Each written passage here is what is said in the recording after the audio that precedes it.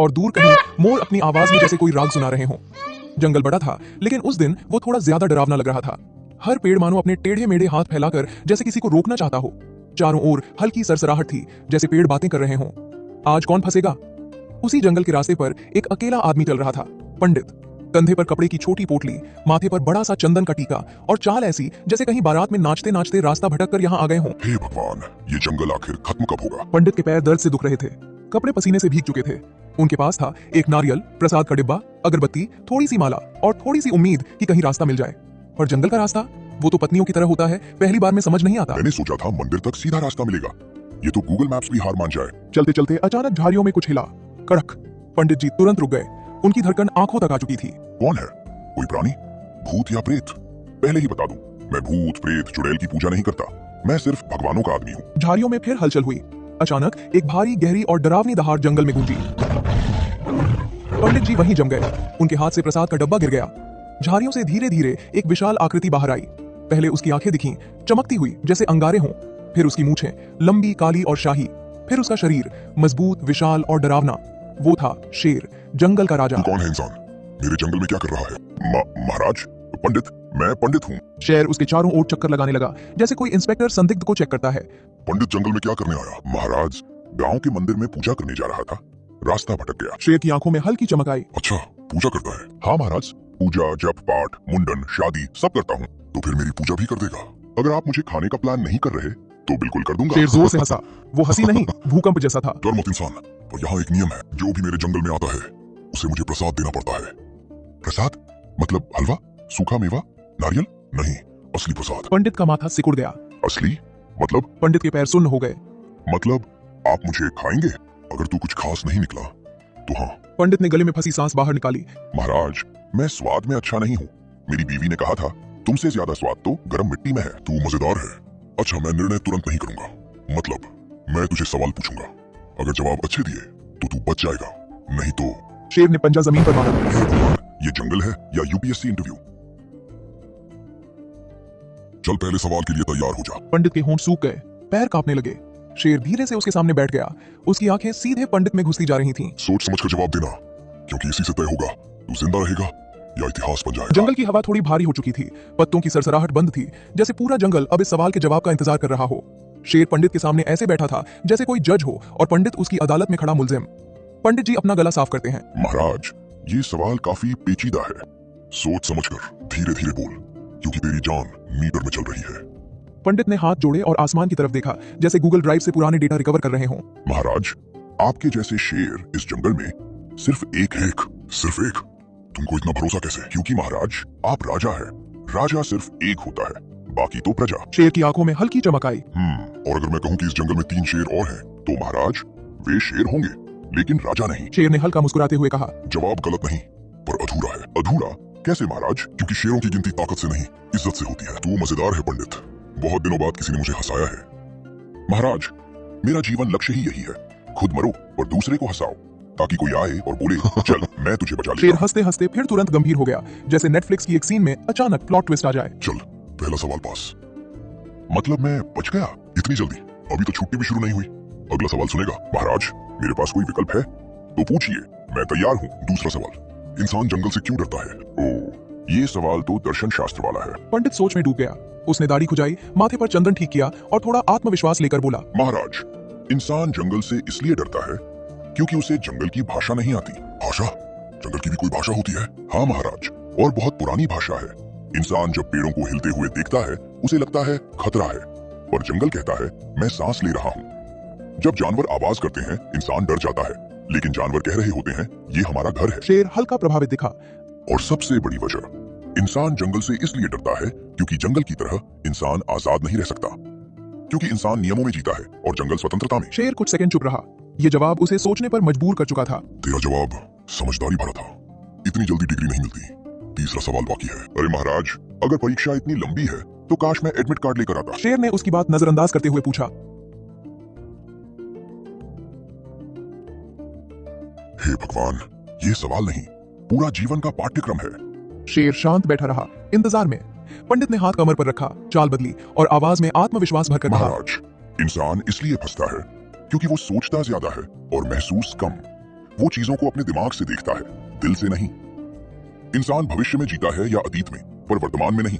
इसलिए वो कभी खुश नहीं रहता और हमेशा उलझा रहता है। शेर ने गहरी सांस ली। शायद पहली बार किसी इंसान की बात उसे असर कर रही थी। और सच कहूं महाराज, इंसान खुद ही अपनी मुसीबतों का निर्माता है। तो क्या मेरे जैसे जानवर ज्यादा शांत होते हैं? तीसरा सवाल, अगर इंसान इतना समझदार है तो फिर वो खुद ही अपनी परेशानियों में क्यों फंसता है? फाइल बनाकर सेव कर लेता है। शेर मुस्कुराया। वो मुस्कान हल्की, गहरी ठीक और है असली पंडित, थी। दूसरा राउंड भी पास। भगवान का लाख लाख शुक्र है। और ये मत समझना कि खतरा टल गया। सबसे मुश्किल सवाल अभी बाकी है। अब तो लगता है आप IAS ऑफ जंगल ही बन गए हैं। शेर उठ खड़ा हुआ। उसकी चाल अब और राजसी और गंभीर थी। अगला सवाल कल सुबह। आज रात तू मेरे साथ यहीं रुकेगा। मेरे साथ? मतलब मैं आपका गेस्ट हूँ? नहीं, मेरा संभावित भोजन। पंडित का चेहरा उतर गया, पर कहानी अब असली मोड़ लेने वाली थी। सुबह के सूरज ने जंगल को सुनहरी चमक दी थी। हवा में ठंडक थी, पर माहौल गर्म, क्योंकि आज फैसला होना था। शेर का आदेश था, पूरे जंगल को अदालत में हाजिर होना होगा। बंदर ढोल बजा रहा था, हिरण लाइन में खड़े थे, भालू कुर्सी संभाल रहा था जैसे सिक्योरिटी गार्ड हो। लोमड़ी स्टेज पर खड़ी थी और राजसी आवाज में बोली, शांत, अदालत शुरू होने वाली है। इतने में शेर आया और पूरा जंगल एक साथ चिल्लाया, महाराज की जय। जय। आज का मामला सरल नहीं है। एक इंसान जिसे खाने की तैयारी हो चुकी थी, आज दावा कर रहा है कि वह साधारण मनुष्य नहीं बल्कि भविष्य देखने वाला पंडित। जंगल में फुसफुसाहट फैल गई। पंडित को दो बंदर हाथ पकड़कर मंच पर लाए। वो अब भी थोड़ा डरा था, पर आत्मविश्वास पहले से ज्यादा था। शेर ने दहाड़ कर कहा, पंडित, तुम भविष्य देख सकते हो या सिर्फ अपनी खाल बचाने के लिए कहानी बना रहे हो? महाराज, मेरा ज्ञान झूठ नहीं। अगर मैंने कहा कि आज दो बड़े हादसे होंगे तो होंगे। ठीक है, तुम्हारी परीक्षा होगी। अगर एक भी भविष्य गलत निकला, तुम्हें मैं खुद खाऊंगा। जो भाग्य में लिखा है वही होगा महाराज, न कम न ज्यादा। ये कैसी भविष्यवाणी है? दूध की बोतल जंगल में कहां से आएगी? लोमड़ी बहन, वो दूध मंगाया था ना? ओह। बोतल हाथ से छूटी और दूध जमीन पर फैल गया, और उसी पर भालू फिसलकर चारों पैर हवा में उछालकर गिर पड़ा। पूरा जंगल दंग, फिर चुप, फिर अचानक।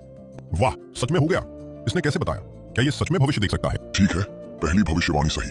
अब दूसरी सुनाओ। दूसरी घटना इससे भी खतरनाक है। जंगल में आज ऐसी चीज होगी जिससे महाराज आप खुद डर जाएंगे। ये सुनकर पूरा जंगल ठहाके मारकर हंसने लगा। हमारे महाराज को डर असंभव। शायद ये कहना चाहता है कि आज शेर छिपकली से डरेगा। ठीक है, मैं इंतजार करूंगा। माहौल अचानक गंभीर हो गया। सब किसी घटना का इंतजार करने लगे। तभी झाड़ियों में से जोर का खरखराहट। पूरे जंगल की नजरें उधर, और झाड़ियों से निकला गुस्से से लाल चेहरा लिए सूअर। अब बिना कुछ बोले शेर की तरफ सीधे दौड़ पड़ा। पूरा जंगल चिल्लाया। शेर पहले तो खड़ा रहा। सूअर इतनी तेजी से आ रहा था, शेर ने तुरंत छलांग लगाकर साइड ले ली। सूअर डंडा उसके सिंहासन से टकराया और सिंहासन। शेर का चेहरा एक पल के लिए डर में बदल गया। जंगल चुप। पंडित मुस्कुराया। कहा था महाराज, आज आप डरेंगे। कुछ पल की खामोशी के बाद जंगल में जोरदार तालियां और शोर।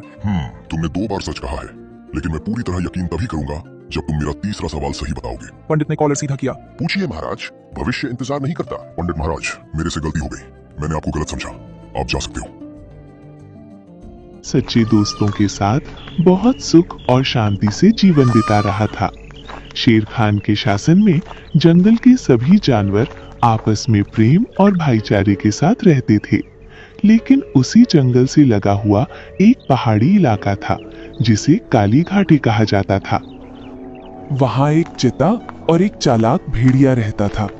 वे दोनों उस रास्ते से आने जाने वाले जानवरों को पकड़कर मार डालते थे। इसी कारण जंगल के जानवर उस रास्ते से कभी अकेले नहीं जाते थे, और अगर जाना भी पड़ता तो सभी मिलकर एक साथ जाते थे। एक दिन हाथी और शेर खान आपस में बातें कर रहे थे। शेर खान भाई, तुम्हें पता है कल दूसरे जंगल से मेरी बहन आने वाली है। मैं उससे मिलने के लिए बहुत बेचैन हूँ। बहुत दिनों बाद वो मुझसे मिलने आ रही है। मैंने उसे बहुत समय से नहीं देखा है। अरे हाथी भाई, ये तो बहुत खुशी की बात है। इतने समय बाद तुम्हारी बहन आ रही है। इस बहाने हम सब भी उससे मिल पाएंगे। वे दोनों बातें ही कर रहे थे कि तभी उनके दोस्त बंदर और गधा दौड़ते हुए वहां पहुंचते हैं। शेर खान महाराज, आज जंगल में एक बकरी का मरा हुआ शरीर मिला है। उसके पास एक संदेश भी था।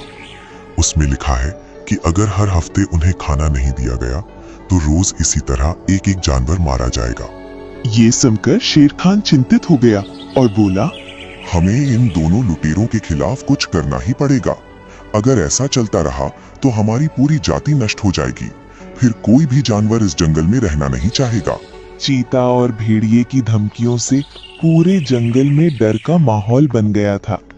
जंगल के सभी जानवरों ने डर के मारे अपने अपने घरों से बाहर निकलना बंद कर दिया था। इधर हाथी अपनी बहन को लेकर बहुत परेशान था। वो शेर खान के पास गया। शेर खान महाराज, मेरी बहन आने वाली थी लेकिन अब तक नहीं पहुंची। मुझे बहुत डर लग रहा है, कुछ सोचो दोस्त। ये बात बंदर और गधे तक भी पहुंच जाती है। वे दोनों तुरंत शेर खां के पास आते हैं। चारों मिलकर हाथी की बहन का पता लगाने का फैसला करते हैं। हाथी भाई, तुम बिल्कुल चिंता मत करो, मैं तुम्हारी बहन को जरूर ढूंढ निकालूंगा। वो सिर्फ तुम्हारी नहीं, हमारी भी बहन है। हाँ हाथी भाई, शेर खान सही कह रहे हैं, हम सब मिलकर तुम्हारी बहन का पता लगाएंगे।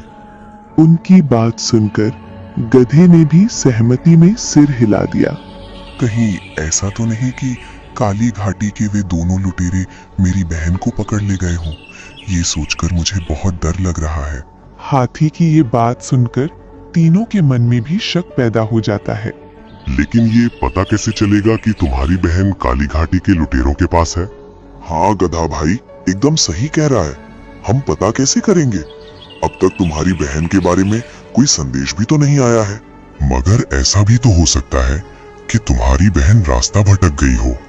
इसी तरह एक दिन बीत गया। अगले दिन हाथी अपनी बहन का इंतजार ही कर रहा था कि तभी एक चील उड़ती हुई उसके पास एक संदेश लेकर आई।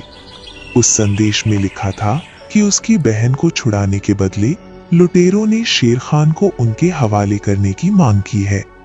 ये खबर सुनते ही हाथी घबरा गया और बिना देर किए तुरंत अपने तीनों दोस्तों के पास पहुंच गया।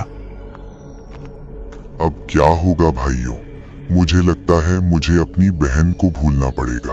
अरे हाथी भाई, तुम ऐसा क्यों कह रहे हो? हम सब तुम्हारे साथ है ना?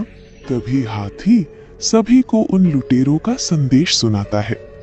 ये संदेश सुनकर शेर खान कहता है, बस इतनी सी बात, अब तुम्हारी बहन को छुड़ाने की जिम्मेदारी मेरी है। लेकिन शेर खान भाई, इसमें तुम्हारी जान को खतरा है। एक बार फिर सोच लो। देखो हाथी भाई, तुम्हारी बहन मेरी भी बहन है, चाहे इसमें मेरी जान क्यों ना चली जाए, लेकिन तुम्हारी बहन को कुछ नहीं होने दूंगा। अगर उन दुष्टों को शेर खान चाहिए तो शेर खान उन्हें मिल जाएगा। ये कहकर शेर खान काली घाटी की ओर निकल पड़ता है। शेर खान, आखिर तुम मेरे शिकंजे में आ ही गए। हाँ, तुम्हें मैं ही चाहिए था ना? तो देखो, मैं खुद चलकर आ गया। अब हाथी की बहन को छोड़ दो। शेर खान, छोड़ देंगे, इतनी जल्दी भी क्या है? उसके बाद दोनों लुटेरों ने शेर खान को बंदी बना लेते हैं। इसी तरह रात हो जाती है। आधी रात को शेर खान को हाथी की आवाज सुनाई देती है। अरे, ये तो मेरे दोस्त हाथी की आवाज है। मेरे दोस्त मुझे छुड़ाने आ गए। तभी चिंता, हाथी और भेड़िया बाहर आते हैं। सबको एक साथ देखकर शेर खान कहता है, मुझे पता था मुझे बचाने के लिए तुम जरूर आओगे। हाथी, तुम मेरे सच्चे दोस्त हो। ये सुनते ही तीनों जोर जोर से हंसने लगते हैं। फिर चीता कहता है, शेर खान, हाथी तेरा दोस्त नहीं, मेरा दोस्त है। इसने मेरे ही कहने पर तुम लोगों से दोस्ती की थी, ताकि मैं तुम्हें मारकर जंगल का राजा बन सकूं। मेरे रास्ते में तू ही कांटा बना हुआ था, जो अब हट जाएगा। आज उसने मेरी ही बात मानकर अपनी बहन के आने का नाटक किया था, तुझे फंसाने के लिए। ये सब सुनकर शेर खान को यकीन नहीं होता है। नहीं, ये नहीं हो सकता मेरा दोस्त, मुझे धोखा नहीं दे सकता। हाथी, मेरे दोस्त, कुछ तो बोलो, ये सब झूठ बोल रहा है ना? नहीं शेर खान, यही सच है। चीते के राजा बनने के बाद मैं उसका मंत्री बनूंगा, और चीता ने मेरे नाम आधा जंगल करने का वादा भी किया है। हाथी भाई, ये झूठ बोल रहा है तुमसे। मुझे मारने के बाद ये तुम्हें कुछ भी नहीं देगा और पूरे जंगल के जानवरों को भी परेशान करेगा। तू अपनी चिंता कर शेर खान, कल सुबह हम तुझे मार देंगे और उसके बाद मैं राजा बन जाऊंगा और हाथी आधे जंगल का मालिक बन जाएगा। ये कहकर सब वहां से चले जाते हैं। फिर शेर खान सोचता है, मुझे किसी भी तरह अपनी जान बचानी होगी। अगर मैं मर गया तो ये लोग चीते को राजा बनाकर पूरे जंगल को तबाह कर देंगे। तभी झाड़ियों के पीछे से एक आवाज आती है। घबराओ मत मेरे दोस्त, हम दोनों आ गए हैं। अरे ये तो मेरे दोस्त गधे की आवाज है। गधा भाई तुम कहाँ हो? गधा अकेला नहीं है, मैं भी उसके साथ आया हूँ। तभी बंदर और गधा शेर खान के सामने आ जाते हैं। फिर बंदर अपने दांतों से जाल को काट देता है और शेर खान आजाद हो जाता है।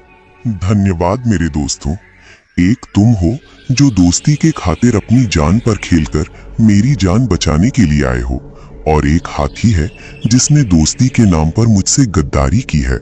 महाराज, हम दोनों को सब कुछ पता है। हम दोनों ने झाड़ियों के पीछे से सब कुछ सुन लिया है। हाथी ने मुझसे गद्दारी करके अच्छा नहीं किया। अब मैं उन तीनों को नहीं छोड़ूंगा। महाराज, तुम्हें कुछ करना भी नहीं पड़ेगा।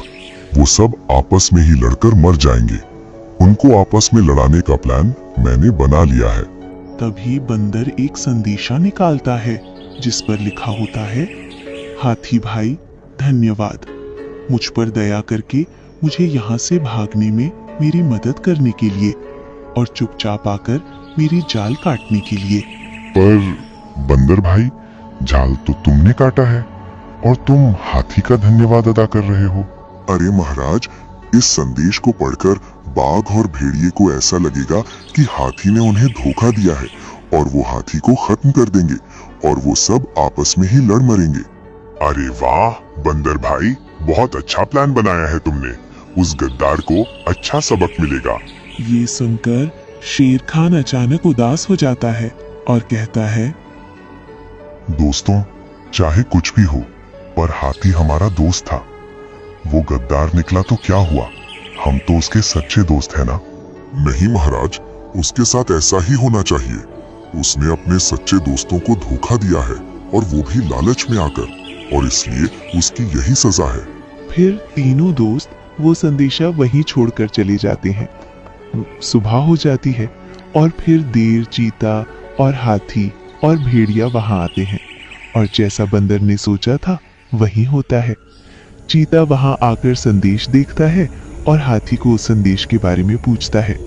हाथी उसे समझाने की बहुत कोशिश करता है, लेकिन चीता और भेड़िए को बहुत गुस्सा आ जाता है।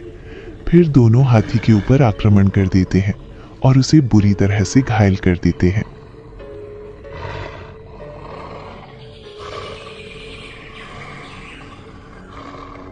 मैंने अपने सच्चे दोस्तों को धोखा दिया है। मुझे मेरे कर्मों का फल मिल गया है। जैसे ही वे दोनों हाथी को मारने के लिए आगे आते हैं, तब दोनों के सामने शेर खान आ जाता है। रुक जाओ जंगल के गद्दारों, हमारे होते हुए तुम हमारे दोस्त का कुछ भी नहीं कर सकते। शेर खान, मैंने तुम्हारे साथ गद्दारी की, लेकिन फिर भी तुम मुझे बचाने आए हो। दोस्त कभी गद्दार नहीं होता। दोस्त जब राह से भटक जाता है, तब सच्चे दोस्त ही उसे सही राह दिखाते हैं। शेर खान और हाथी मिलकर बाघ और भेड़िए को उस जंगल से हमेशा हमेशा के लिए भगा देते हैं। उस दिन के बाद चारों दोस्त फिर से एक साथ हंसते खेलते और खुशी से जीवन बिताने लगते हैं। इस कहानी से हमें क्या शिक्षाएं मिलती हैं? इस कहानी से हमें कई महत्वपूर्ण शिक्षाएं मिलती हैं। सच्ची दोस्ती मुश्किल समय में पहचानी जाती है। शेर खान, बंदर और गधा ने अपने दोस्त के लिए अपनी जान की परवाह नहीं की, जबकि हाथी लालच में आकर भटक गया। लालच इंसान या जीव को गलत रास्ते पर ले जाता है। हाथी ने सत्ता और जंगल के लालच में अपने सच्चे दोस्तों से गद्दारी की, जिसका परिणाम उसे भुगतना पड़ा। बुराई आपस में ही नष्ट हो जाती है। चिंता और भेड़िया अपनी ही चालों और शक के कारण कमजोर पड़े और अंत में हार गए। सच्चा मित्र गलत करने वाले को भी सुधारने की कोशिश करता है। शेर खान ने हाथी की गलती के बावजूद उसे मरने के लिए नहीं छोड़ा, बल्कि उसे बचाकर सही राह दिखाई। विश्वास और एकता से बड़ी समस्या का समाधान हो सकता है। जब दोस्त एकजुट हुए तो जंगल को डराने वाले शत्रुओं को हमेशा के लिए भगा दिया। मुख्य शिक्षा: जो दोस्ती ईमानदारी और निस्वार्थ भाव से जुड़ा होता है, वही सच्ची दोस्ती होती है, और लालच व विश्वासघात का अंत हमेशा बुरा होता है।